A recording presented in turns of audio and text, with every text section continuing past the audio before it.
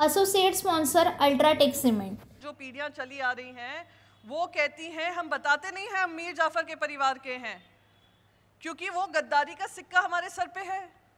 उनको दीवार की एक डायलॉग से तकलीफ हुई, तो मैं दीवार का एक और डायलॉग सुनाकर जाऊंगी आज। और क्योंकि आज मैं थाने में हूँ, क्योंकि आज मैं एकनाथ शिंदे जी की कॉन्स्टिट्यूएंसी में हूँ, इसलिए मैं बोलूँगी।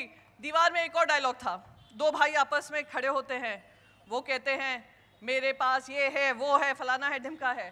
तो यहाँ पर एकनाथ शिंदे कहते हैं मेरे पास 50 खोखे हैं, मेरे पास लेक्सस गाड़ी है, मेरे पास हेलीकॉप्टर है, एरोप्लेन है, तुम्हारे पास क्या है राजन जी? तो राजन जी कहते हैं मेरे पास बाला साहेब ठाकरे जी के विचार हैं, मेरे पास धर्मवीर आनंद दीघे की शिक्षा है, और सबसे महत्वपूर्ण मेरे पास जनता का अपार आशीर्वाद है। जाइए इस डायलॉग को भी जाकर रोइए, हर चैनल पे जाकर बोलिए, मैं बोलूंगी और मुझे बोलने से कोई नहीं रोकेगा, क्योंकि जो गद्दार है वो गद्दार है और गद्दार को हराने की जिम्मेदारी आप सभी की है।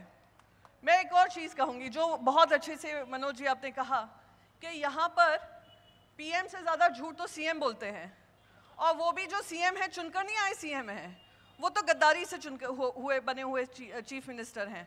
सुप्रीम कोर्ट ने भी यही कहा, उन्होंने भी यही हवाला दिया कि ये जो बैठे हुए हैं अपने पद पे वो गैर संवैधानिक पे है।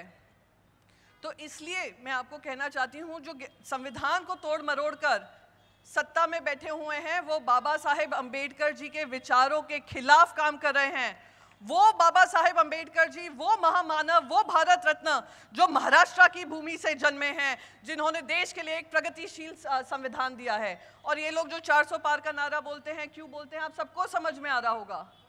पहले वो मराठाओं और ओबीसी में लड़ाई कराते हैं, फिर वो जातियों में लड़ाई कराएंगे, पहले धर्म की लड़ाई लड़ते हैं, फिर जातों की लड़ाई कराएंगे, फिर धीरे धीरे कर कर रिजर्वेशन हटाएंगे और 2025 तक रिजर्वेशन हटा देंगे।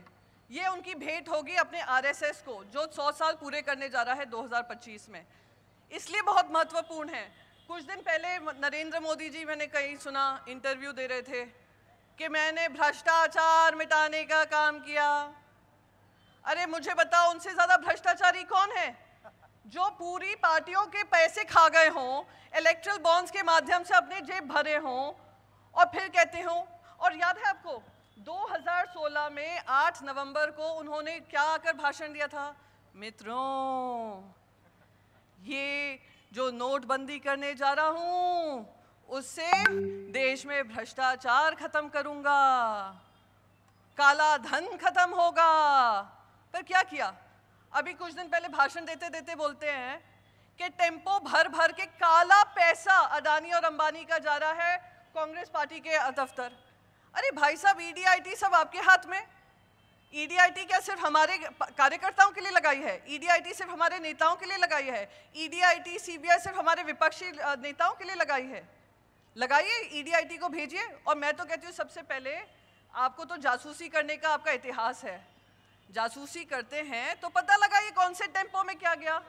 और सबसे महत्वपूर्ण, टेम्पो में काला धन भर भर कर आ रहा है। वो काला धन तो आपने 2016 में खत्म कर दिया था। तो क्या हुआ वो काले धन का नरेंद्र मोदी जी? ये वही है। मैं आपको एक और चीज़ बताऊं, आपने चाइनीज़ खिलौने देखे? वो जो रंग बिरंगे होते हैं, उसमें लाइट आती है और आवाज़ अच्छी अच्छी आती है, और हमारे बच्चे आकर्षित होते हैं, कहते हैं मम्मी मम्मी पापा पापा मुझे ये खरीद कर दो। आप उनको खरीद कर दे देते हैं क्योंकि सस्ता होता है, अच्छा दिख रहा है, लाइट आ रही है, साउंड आ रहा है, और 2 घंटे बाद वो खिलौना चलना बंद हो जाता है। ये इनकी जो मोदी जी की गारंटी है ना, ये वो चाइनीज़ खिलौना ही है। आपको बहुत आकर्षित बताती है, अरे मैं आपके लिए ये करूँगा, 15 लाख आपके अकाउंट में लाऊंगा, ये करूँगा, भ्रष्टाचार खत्म करूँगा, महिलाओं का सम्मान करूँगा, महंगाई खत्म कर दूँगा, पेट्रोल के दाम कम कर दूँगा, रुपये के रेट बढ़ा दूँगा, डॉलर के दाम खत्म कर दूँगा। और फिर जब जीत कर आ जाते हैं, हम सबको उन्होंने ये सारी बातें बताई। जब जीत कर आ जाते हैं कहते अरे ये तो जुमला था, मैंने तो वोट पाने के लिए काम किया था। 10 साल हो गए हैं मोदी जी, अब जुमलेबाजी जनता को भी दिख रही है। महंगाई की चोट हर जनता के ऊपर पड़ी हुई है, आमदनी की चोट पड़ी हुई है, बेरोजगारी की चोट पड़ी हुई है, किसानों को चोट लगी हुई है, आपके अधिकारों को, संविधान के और प्रजातंत्र के असूलों को चोट पड़ी हुई है। ये सारी चोट पे मलहम लगाना ज़रूरी है। इसलिए राजन विचारे जी को जिताना ज़रूरी है। मैं थाने वासियों से कहूँगी, यही एक केंद्र बिंदु था जहाँ से गद्दारी शुरू हुई। हम इस गद्दारी का हिस्सा ना बने, हम इन गद्दारों के साथ खड़े हुए ना दिखें। हमें राजन विचारे जी को जिताना है। ये धर्म की लड़ाई है, ये सत्य की लड़ाई है, ये न्याय की लड़ाई है और थानेवासी ही उनको सत्य, न्याय और धर्म का पाठ सिखाएंगे 20 तारीख को। मुझे आप सबसे उम्मीद है।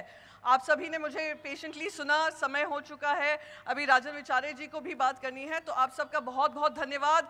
जय महाराष्ट्र, जय Hind. Associate sponsor Ultratech Cement.